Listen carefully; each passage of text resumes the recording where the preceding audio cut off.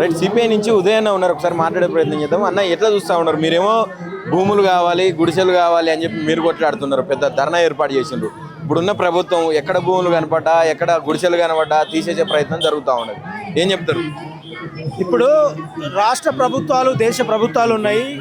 ప్రజలకు న్యాయం చేస్తామని రాజ్యాంగం మీద ప్రమాణం చేసినటువంటి వాళ్ళు. న్యాయం అంటే ఏం న్యాయం?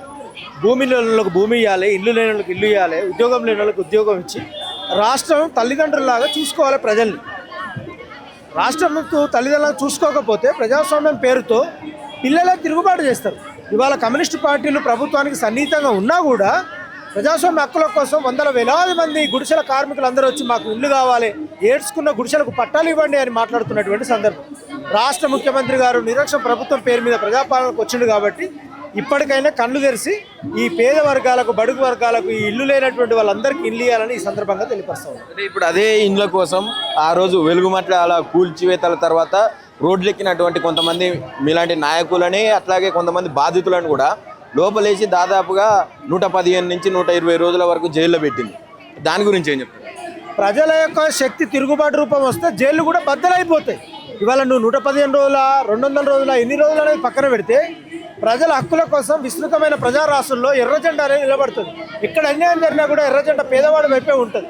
ఇవాళ ప్రభుత్వాలతో ఎంత సన్నిహితంగా ఉన్నా కూడా ప్రజా హక్కుల కోసము, వాళ్ళ ఇళ్ల కోసము, వాళ్ళు వేసుకున్నటువంటి గుడిసెల మీద పట్టాల కోసము ఇవాళ వేలాది మంది పీడిత వర్గాలను మీరు చూసిండ్రు.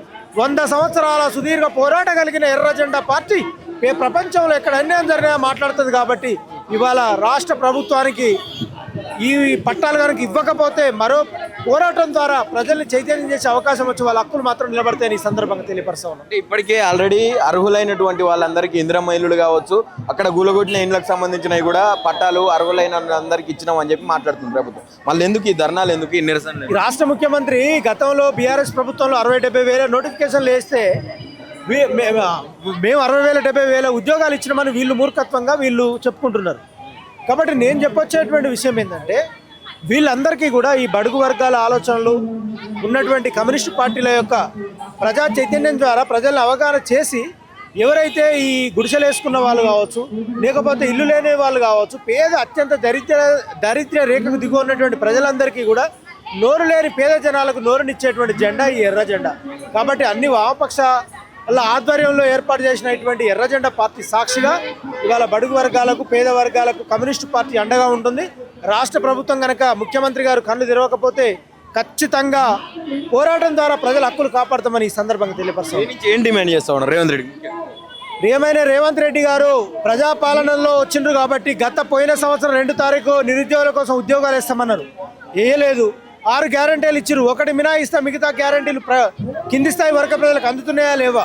ముఖ్యంగా కనీసం ఉండడానికి ఇల్లు లేకపోతే రోడ్డు మీద ఉంటే పేద ప్రజలు ఎట్లా బతారు?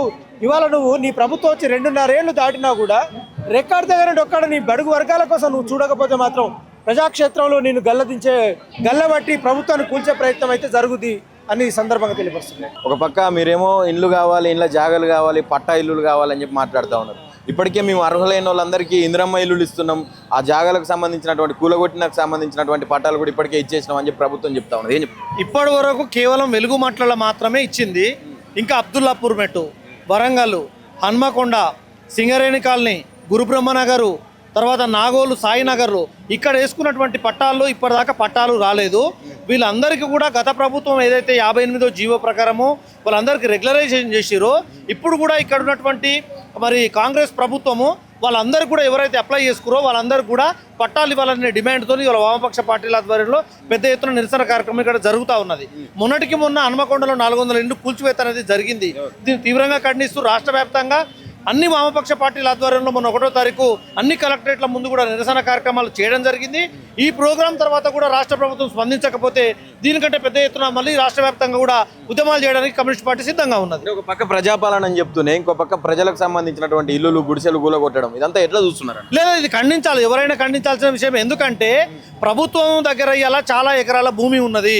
అది భూదాని భూమి కావచ్చు, అసైన్డ్ ల్యాండ్ కావచ్చు, మిగులు భూమి కావచ్చు, సర్ఫేకాస్ భూములు కావచ్చు, ఇవన్నీ ఉన్నాయి.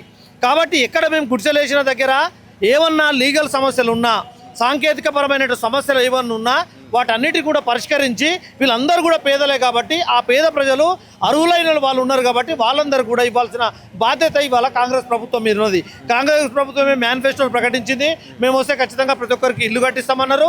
ఇప్పుడు ఇండ్ల ప్రక్రియ అనేది ప్రారంభమవుతుంది. కొద్దిమందికి ఇందిరమ్మ ఇండ్లు ఇచ్చారు, కానీ ఎక్కడైతే గుడిసెలు వేసుకొని ఉన్నారో వాళ్ళకి మాత్రం ఇప్పటిదాకా పట్టాలు ఇవ్వలేదు. కాబట్టి ఈ ప్రక్రియను వేగవంతం చేయాలని చెప్పేసి కాంగ్రెస్ పార్టీని డిమాండ్ చేస్తా ఉన్నాం. అంటే మూసి పరివాహక ప్రాంతాలకు సంబంధించినటువంటి ఇల్లులు కూడా చాలా వరకు పోయినాయి. అంటే మీ పోరాటం దాంట్లో మీద కూడా ఉంటుందా?